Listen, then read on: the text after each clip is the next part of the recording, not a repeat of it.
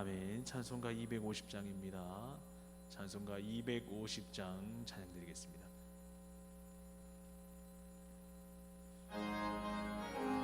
우리 박수면서 함께 고백합니다. 구주의 십자가 보혈로 죄 씻음 받기를 원하네. 내 죄를 씻으신 주 이름 찬송합시다. 아멘. 찬송합시다. 찬송합시다. 내 죄를 씻으신 주 이름 찬송합시다. 죄악을 속하여 주신 주 내 성에 들어와 계시네. 십자가 앞에서 주 이름 찬송합시다. 찬송합시다. 찬송합시다. 내 죄를 씻으신 주 이름 찬송합시다. 아멘. 주 앞에 흐르는 생명수 날 씻어 정하게 하시네. 내 기쁨 정성을 다하여 찬송합시다. 아멘. 찬송합시다. 찬송합시다. 내 죄를 씻으신 주 이름 찬송합시다. 내 주께 회개한 영혼은 생명수 가운데 젖었네. 흠없고 순전한 주 이름 찬송합시다. 아멘. 찬송합시다. 찬송합시다. 내 죄를 씻을 주 이름 찬송합시다. 아멘. 찬송가 304장입니다. 찬송가 304장 찬양 드리겠습니다.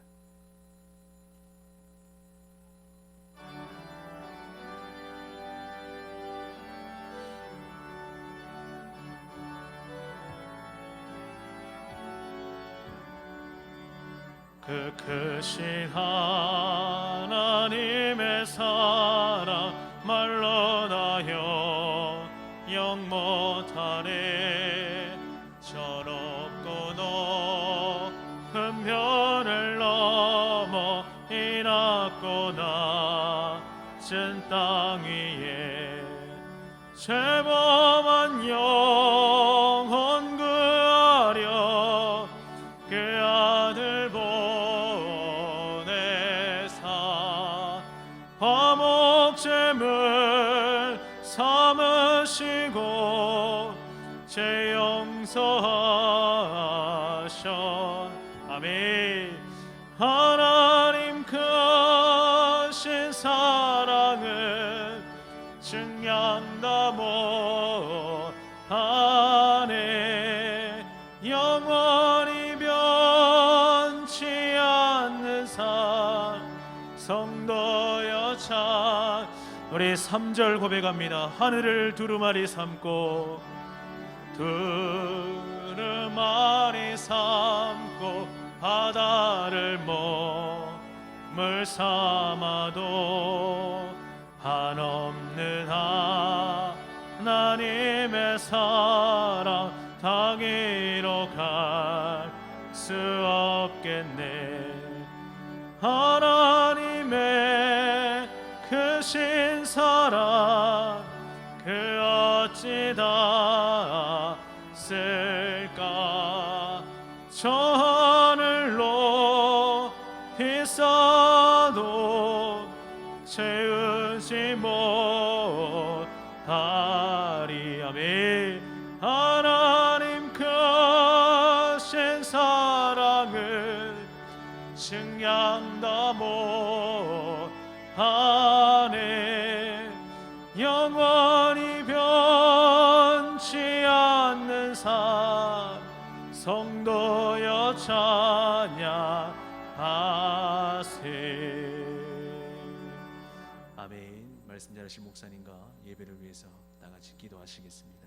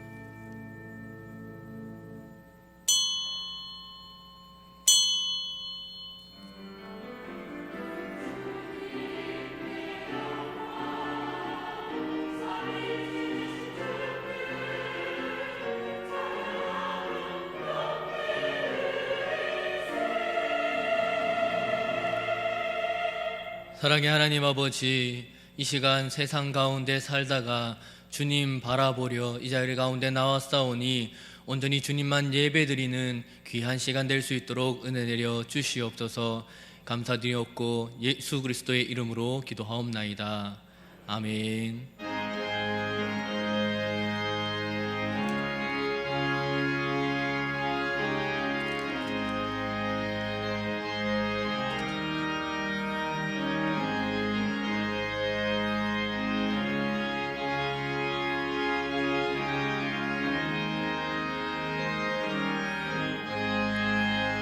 내 영혼이 은총 입어 중한 죄짐 벗고 보니 슬픔 많은 이 세상도 천국으로 화하도다. 할렐루야 찬양하세. 내 모든 죄 사함받고 주 예수와 동행하니 그 어디나 하늘나라 주의 얼굴 뵙기 전에 멀리 뵈던 하늘나라 내 맘속에 이뤄지니 날로 날로 가깝도다. 할렐루야 찬양하세. 내 모든 죄 사함받고 주 예수와 동행하니 그 어디나 하늘나라 높은 산이 거친 들이 조막이나 궁궐이나 내 주 예수 모신 곳이 그 어디나 하늘나라. 할렐루야 찬양하세. 내 모든 죄 사함받고 주 예수와 동행하니 그 어디나 하늘나라.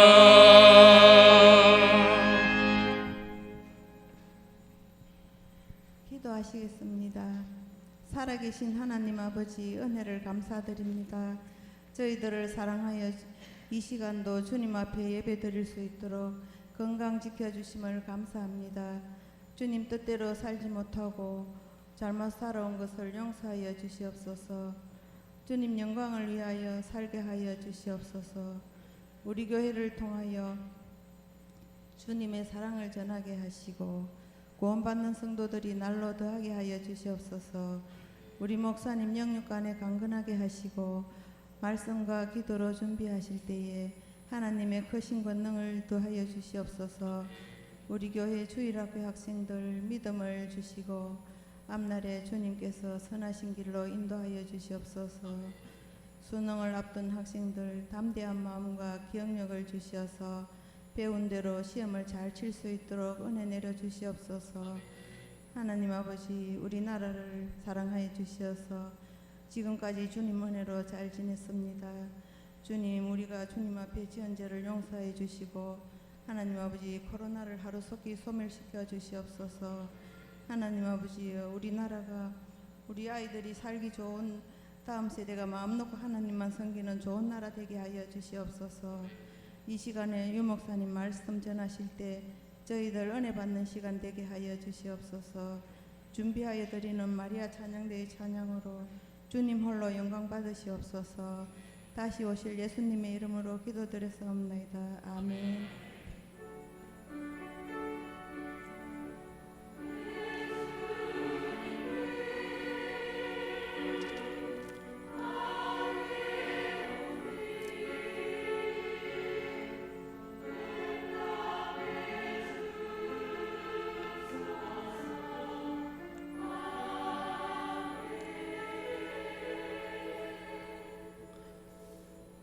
찾으실 말씀은 창세기 13장 14절에서 18절까지의 말씀입니다.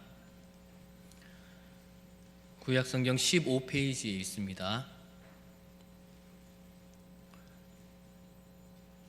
창세기 13장 14절부터 18절까지 교독하시겠습니다. 롯이 아브람을 떠난 후에 여호와께서 아브람에게 이르시되 너는 눈을 들어 너 있는 곳에서 북쪽과 남쪽 그리고 동쪽과 서쪽을 바라보라.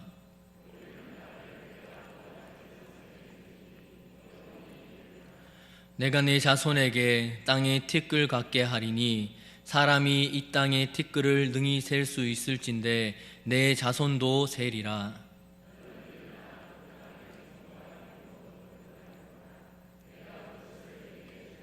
(18절) 함께 읽습니다.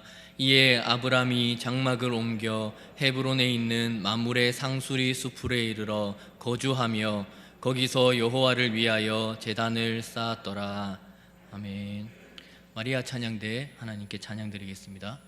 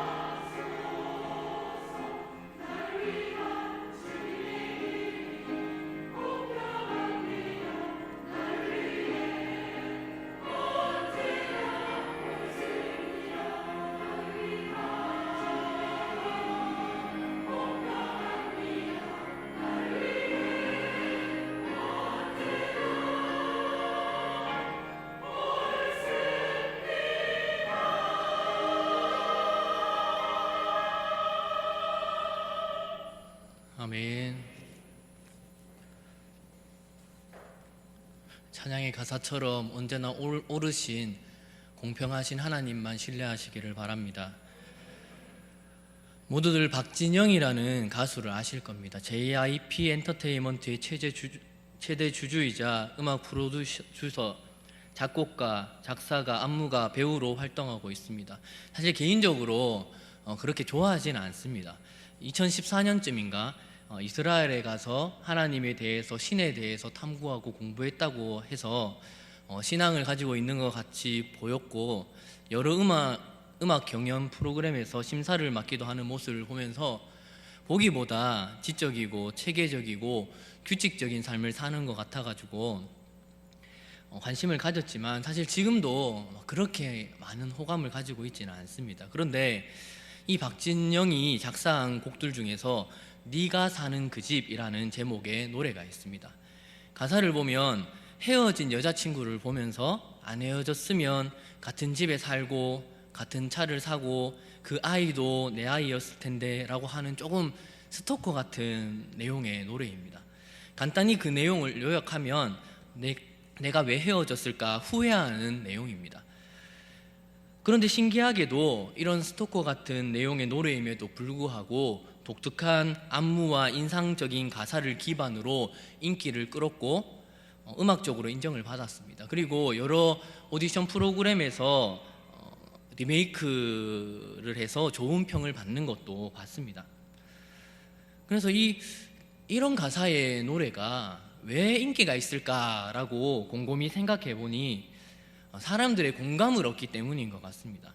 사람들이 겉으로 노골적으로 말하지 못하는 것을 말해주기 때문입니다. 사람의 내면을 들여다보면 이 노래처럼 후회하는 경우가 참 많기 때문에 공감을 얻습니다. 그럼 오늘 본문을 한번 살펴보겠습니다. 원래 13장 전체가 본문인데 너무 길어서 뒷부분만 읽었는데 본문을 보면 아브라함과 롯이 나옵니다. 아마 이 롯이 지금 현대 시대에 살고 있다면 나이가 들어서 이 아브라함을 바라보면서 네가 사는 그 집이라는 노래를 불렀을 것 같다라는 생각이 들었습니다. 왜냐하면 이 롯이 한 선택으로 인하여서 롯은 정말 어려운 삶을 살게 되기 때문입니다.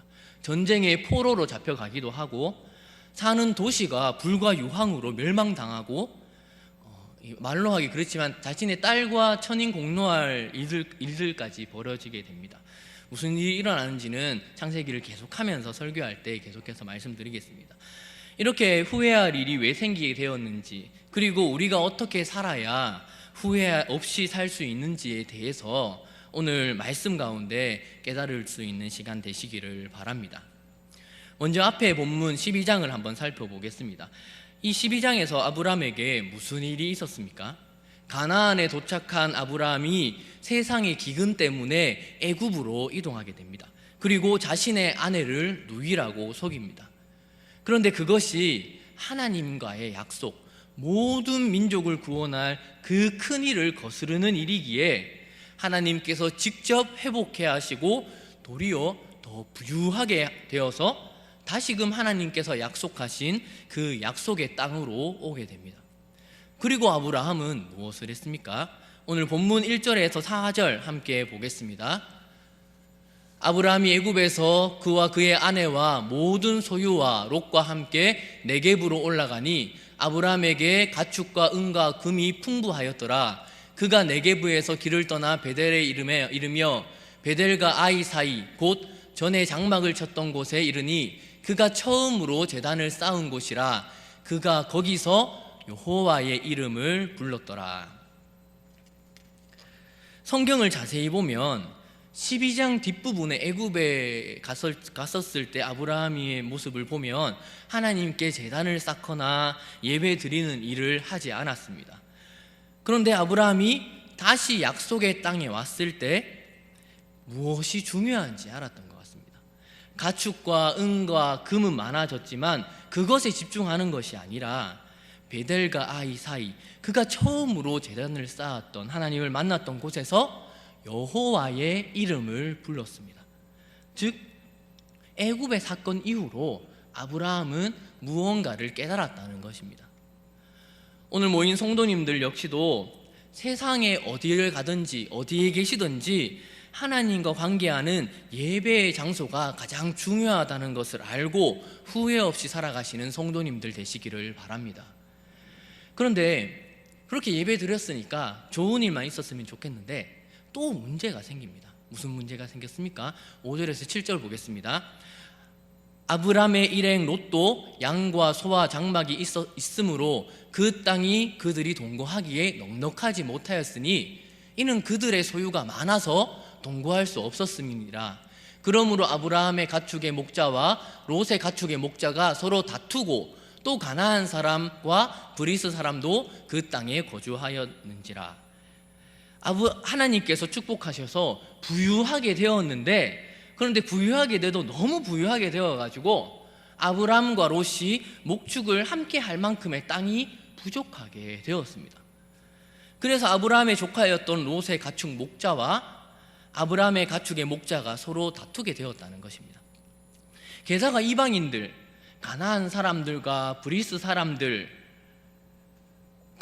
하나님의 백성이 그렇게 다투는 모습을 보게 되었던 것입니다. 여기서 가나안 사람과 브리스 사람은 그 지역에 원래 살던 세상 민족이라고 생각하면 됩니다.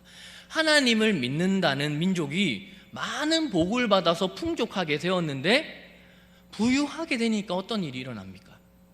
오히려 하나님의 복을 받은 백성임에도 서로 다투고 별반 세상 사람들과 다를 바 없게 된 것처럼 보이게 됐다는 겁니다.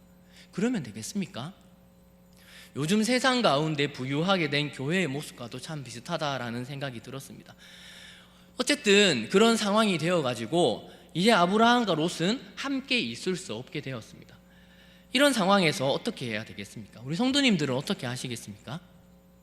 말씀을 보면 이 일을 해결하는 과정에 재미있는 장면이 나옵니다. 상반된 반응을 보이는 두 사람의 모습이 비교되면서 나옵니다. 우리 10절과 14절을 함께 읽어보겠습니다. 이에 롯이 눈을 들어 요단 지역을 바라본즉 소알까지 온 땅에 물이 넉넉하니 여호와께서 소돔과 고모라를 멸하시기 전이었으므로 여호와의 동산 같고 애굽 땅과 같았더라. 14절입니다. 롯이 아브람을 떠난 후에 여호와께서 아브람에게 이르시되 너는 눈을 들어 너 있는 곳에서 북쪽과 남쪽과 그리고 동쪽과 서쪽을 바라보라. 아브라함과 롯이 똑같이 눈을 들고 바라봤습니다. 그럼 오늘 이 본문이 이 두 장면을 보여주면서 우리에게 무엇을 말씀하고 있는 것입니까? 우리가 세상을 살아갈 때도 역시 눈을 들어서 무언가 바라봐야 될 상황에 처하게 될 수 있다는 말입니다. 그 상황 가운데 우리가 무엇을 바라봐야 될지 보여주는 본문이 바로 오늘의 본문입니다. 우리 8절부터 10절까지 함께 읽어보겠습니다. 시작. 아브라함이 롯에게 이르되 우리는 한 친족이라 나나 너나 내 목자나 서로 다투게 하지 말자. 내 앞에 온 땅이 있지 아니하냐. 나를 떠나가라. 내가 좌하면 나는 우하고 내가 우하면 나는 좌하리라. 이에 롯이 눈을 들어 요단 지역을 바라본즉 소알까지 온 땅에 물이 넉넉하니 여호와께서 소돔과 고모라를 멸하시기 전이었으므로 여호와의 동산 같고 애굽 땅과 같았더라. 문제 가운데 아브라함이 어떻게 해야 할지 해결책을 제시합니다. 우리는 친척이기 때문에 서로 다투는 것이 옳지 않다라고 하면서 내가 좌하면 나는 우하고 내가 우하면 나는 좌하겠다라고 선택지를 롯에게 주게 됩니다. 그럼 이때 롯은 어떤 선택을 했습니까? 롯은 선택의 순간에 눈을 들어서 요단 동편을 바라보게 됩니다. 그리고 그곳은 물이 넉넉하고 풍요로운, 얼마나 풍요롭냐면 아무 결핍이 없었던 에덴 동산과 같고 매년 나일강이 범람하여서 풍요롭고 기름졌던 애굽 땅과 같은 요단 동편을 바라보고 선택하게 됩니다. 그리고 어떻게 되었습니까?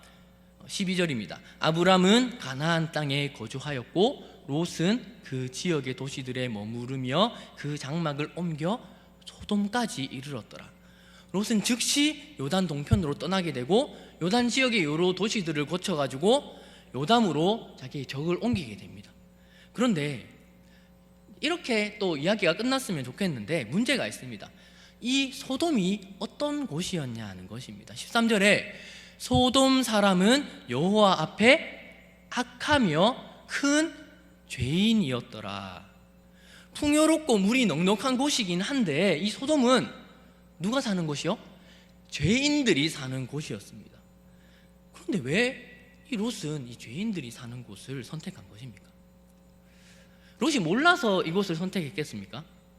아닙니다. 롯은 분명하게 알았을 겁니다.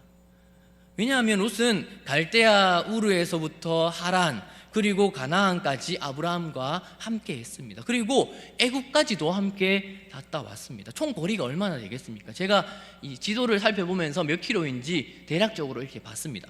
그러니까 우르에서 하란까지는 한 1100km 정도 됩니다.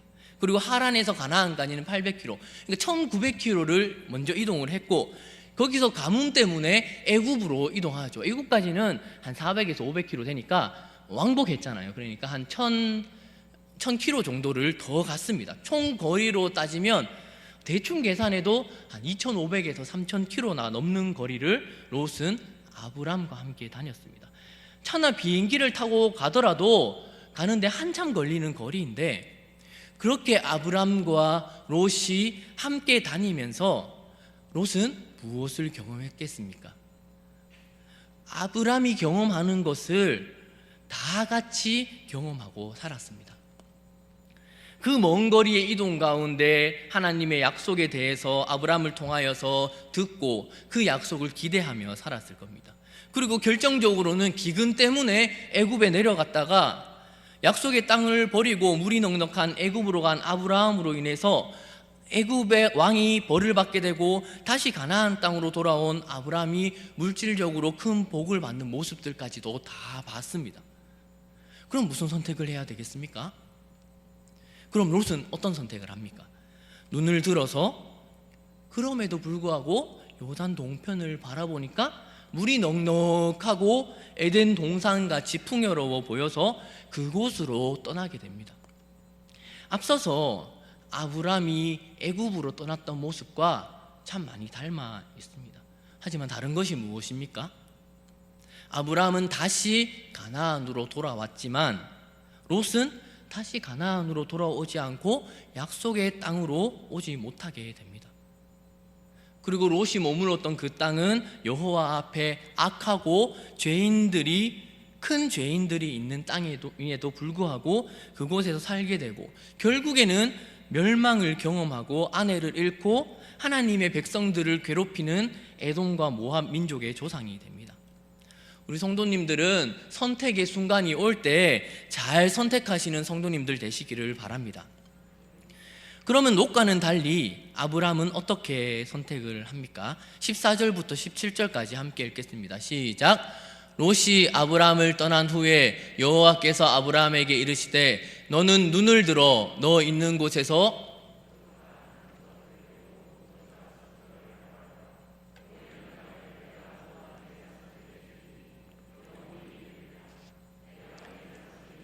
티끌같이 하리니 사람이 땅의 티끌을 능히 셀 수 있을진데 내 자손도 세리라. 너는 일어나 그 땅을 종과 횡으로 두루 다녀보라. 내가 그것을 네게 주리라. 눈을 들어서 아브람은 무엇을 바라보았습니까? 아브람은 눈을 들어서 하나님의 약속을 바라봅니다. 롯은 물이 넉넉함과 풍요로움과 평안함을 바라보지만 아브라함은 그저 약속의 땅을 바라봅니다. 비록 기근이 있을 때도 있고 어려울 때도 있지만 하나님께서 약속하신 그 땅만을 바라봅니다.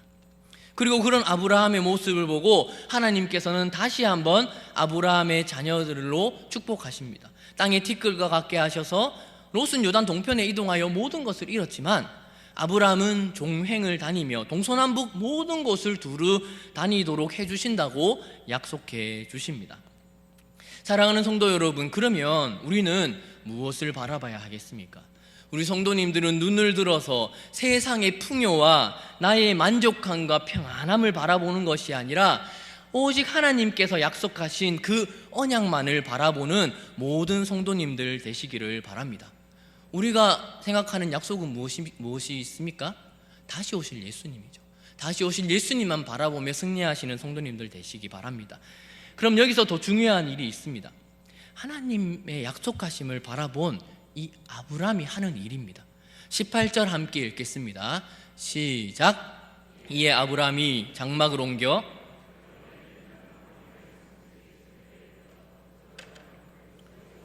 여호와를 위하여 제단을 쌓았더라.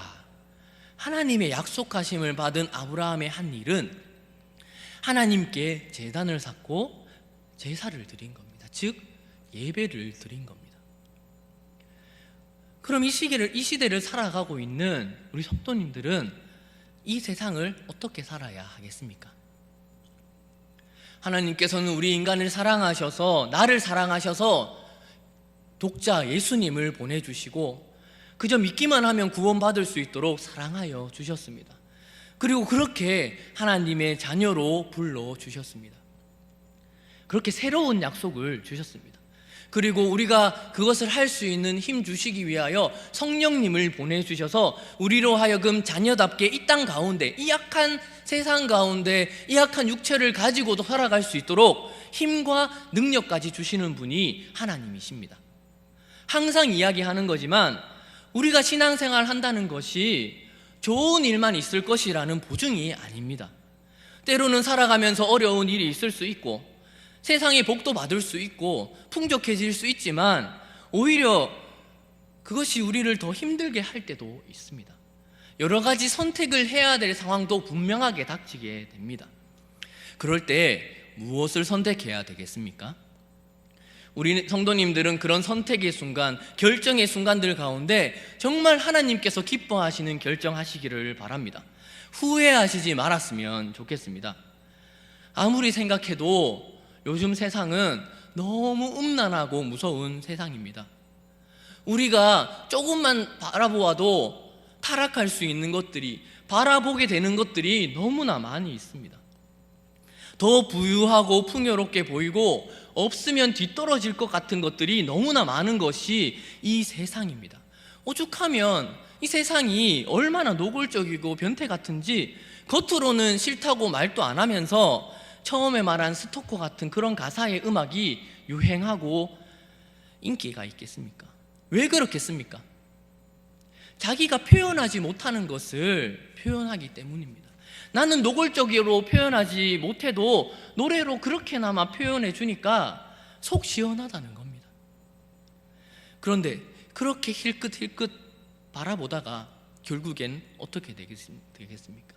결국에 롯과 같이 불과 유황의 심판 가운데 처하게 되어 있는 것이 현실입니다. 우리 성도님들은 이런 세상 가운데 오직 눈을 들어서 하나님을 선택하시기를 바랍니다. 왜냐하면 하나님께서는 이 세상과 다르게 완전하시고 언제나 공평하시고 신실하시고 우리를 단 한 번도 실망시키지 않으시는 분이시기 때문입니다. 그것이 신앙인들이 눈을 들어 바라봐야 될 유일한 것임을 아시기 바랍니다. 하나님 한 번도 나를 실망시킨 적 없으시고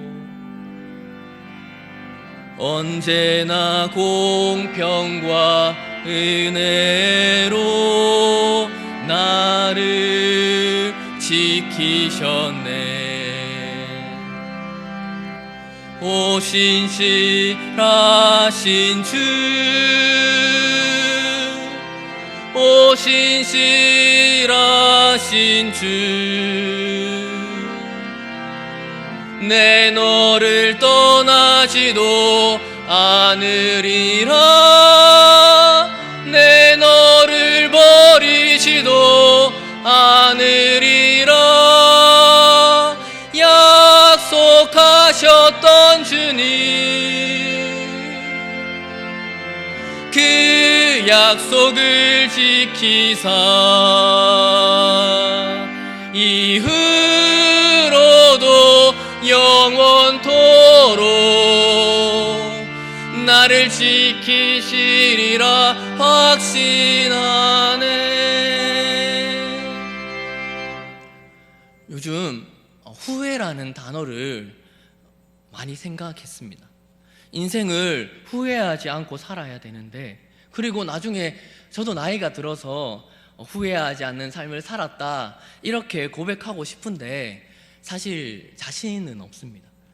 그런데 오늘 이 말씀을 준비하면서 기도하면서 제가 이 후회에 대해서 내린 결론은 후회 안 하려고 노력하기보다 오히려 마음껏 충분히 후회해야 되겠다라는 결론을 내렸습니다. 왜냐하면 이 믿음의 조상이라는 아브라함 역시도 애굽으로 내려갔다가 내려가는 잘못된 선택을 했고, 그것을 후회하고 주님께 나와서 제단을 쌓았습니다. 중요한 것은 무엇인가요? 후회할 것은 빨리 후회하고 하나님과의 교제의 자리로 나와서 주님과의 관계를 회복하고 하나님과의 약속을 붙드는 것, 그것만이 우리가 이 세상을 살아가는 유일한 방법임을 아시기 바랍니다. 롯은 어떠했습니까? 창세기를 계속해서 보면 아시겠지만 완전히 악하게 살았다고 볼 수 없습니다. 소돔과 고모라에 가서도 나름 양심을 지키면서 하나님을 믿으면서 살았습니다. 그러니 하나님께서 소돔과 고모라를 멸망할 때 롯을 의인이라고 구원해 주시지 않았겠습니까? 그런데 끝까지 후회했음에도 돌아오지 않았습니다. 어디로요? 하나님과의 약속으로 돌아와 제단을 쌓지 않았다는 말입니다.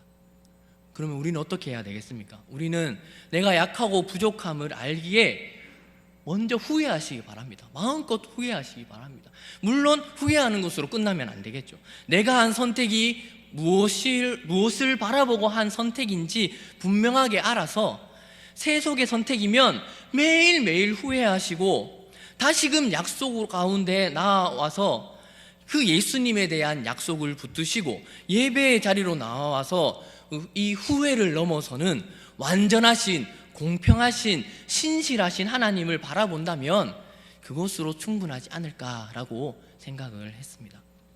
오늘 수요 예배 가운데 나오신 모든 성도님들은 비록 롯처럼 후회하는 선택을 하시더라도 그것으로 좌절하거나 낭망하고만 계시지 마시고 아브라함처럼 후회 가운데서도 하나님의 약속을 바라보며 그 땅을 떠나지 말고 아브라함이 제단을 쌓은 것처럼 하나님을 붙들고 오직 하나님을 예배하며 살아가는 모든 성도님들 되시기를 주님의 이름으로 축원합니다.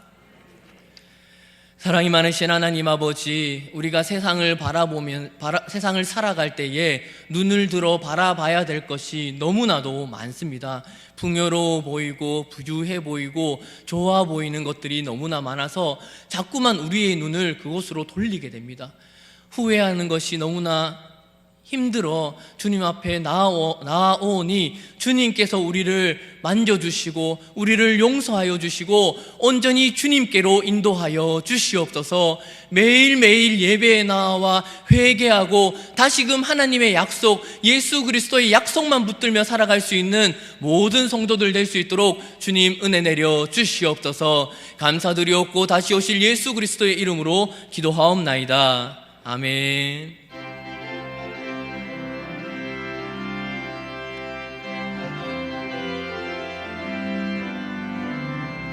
어디든지 예수 나를 이끌면 어디든지 예수 함께 가려네. 예수 함께 아니 가면 걷고 예수님과 동행하면 겁없네. 어디를 가든지 겁낼 것 없네. 어디든지 예수 함께 가려네. 친구 모두 나를 떠나도 주와 동행하면 외로움 없겠네. 길이 위태하고 험해도 어디든지 예수 함께 가려네. 어디를 가든지 겁낼 것 없네. 어디든지 예수 함께 가려네. 어두운 그늘 나를 애워쌀 때에 주가 함께 계심 믿고 자려네. 죽은 후에 천국에서 깨어나 예수 함께 길이 살리라. 어디를 가든지 겁낼 것 없네. 어디든지 예수 함께 가려네. 11조 드렸습니다. 사랑의 하나님, 주님께 받은 것이 너무나 감사하여 모든 것이 주님 것이라 고백하며 주님께 예물 드리오니 주님 받으시고 모든 것이 하나님이 주신 것인 만큼 더 큰 것을 주님께서 주시고 더 많은 것으로 풍성해질 수 있도록 주님 은혜 내려 주시옵소서. 또한 이 땅 가운데 살아갈 때 하나님의 자녀로서 받는 복이 무엇인가 세상 가운데 나타내며 살아갈 수 있도록 은혜 내려 주시옵소서. 감사드리옵고 다시 오실 예수 그리스도의 이름으로 기도하옵나이다. 아멘. 지금은 우리 주 예수 그리스도의 은혜와 하나님 아버지의 사랑하심과 성령님의 감화 감동 교통하심이 이 세상 살아갈 때에 눈을 들어 세상을 바라보는 것이 아니라 오직 하나님의 약속만 바라보겠다 다짐하는 모든 성도들 머리 위에 지금으로부터 영원토록 함께 있을지어다. 아멘.